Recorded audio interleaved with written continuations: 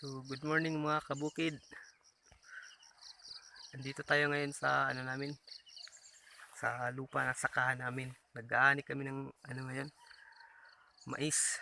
So, gusto ko lang i-share sa inyo, papakita sa inyo kung gaano kadami yung na-harvest namin yung kahapon. So, welcome sa akin channel. Sana magustuhan nyo. Sana suportahan nyo ako sa akin channel mga kabukid. So, papakita ko sa inyo yung naani namin kahapong mais. So, tara. So, ngayon mga kabukid, so bali kahapon nag-harvest kahapon ng mais dito. Yan, simula dyan, yan, hanggang dun. So wala pa sa kalahati yung naani mga kabukid, mga ka-farmer dyan. So bali ito po yung lupa, lahat yan.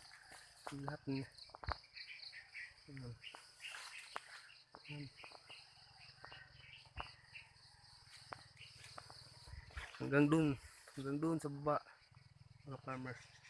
So bali dito sa left side lang muna yung na harvest, pero pa, nasa mga 1/4 pa yung naani. So ngayon papakita ko sa inyo kung gaano kadami yung na harvest sa isang araw.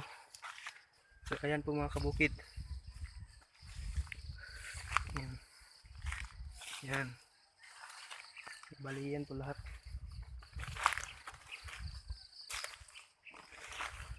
Yan,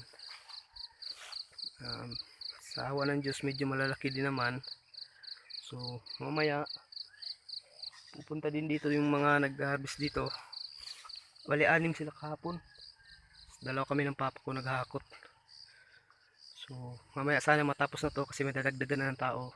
Pa-update ko lang kayo mamaya sa day 2 ng harvesting namin. So hanggang dito lang muna mga ka-farmers. Sinare ko lang unang araw ng harvesting dito. So ayun, salamat sa panonood. So good morning ulit guys. Dito na tayo ngayon sa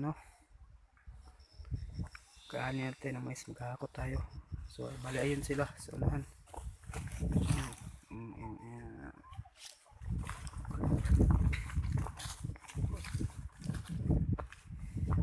Ayun guys.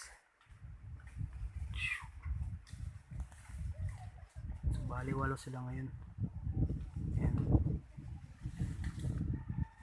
Kahapon 6 sila, ngayon 8 na. So ako naman ngayon guys, maghahakot ako. So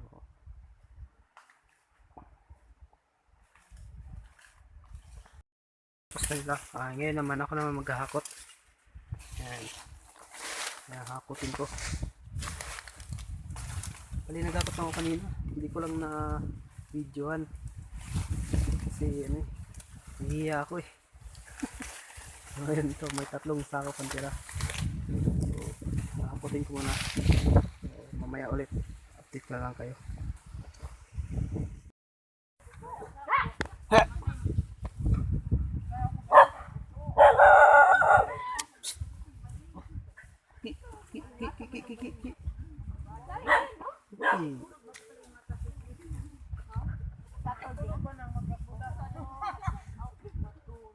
Gabulat ka din.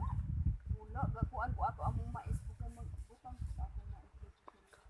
Adok sabag sabag. Ay mo mga gabatan. Oh, wari dulo. Sa una ra rong panahon. Panahon para ilang mamalo isa na magabasan. Abi makaya. Hubog. Amo gagabasan din. Ha? So ngayon, kakatapos lang namin magmerinda guys. So balik muna ako paghakot.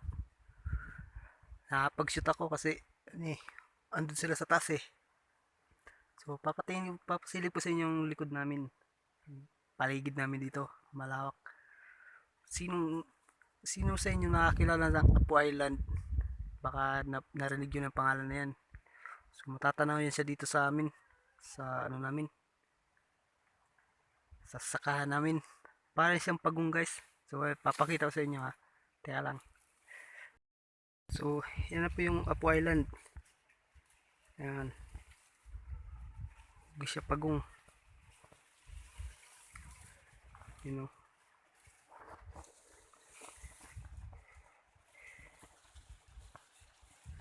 Yun.